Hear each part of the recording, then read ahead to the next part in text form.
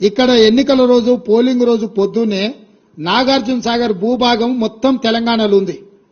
Nagarjuna Sagar project complete గా తెలంగాణ స్వాధీనంలో ఉంది. కనీసము శ్రీశైలం అన్న సగం వాళ్ళ చేతిలో ఉంది, సగం మన చేతిలో ఉంది.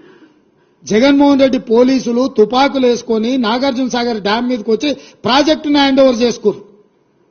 ఈ సన్నాసి రండా జగన్మోహన్ రెడ్డి తెలంగాణలోకి వచ్చి నాగార్జున సాగర్ ప్రాజెక్టును ఆక్రమించుకుంటే నోట్లకెళ్ళి మాట వెళ్ళలే.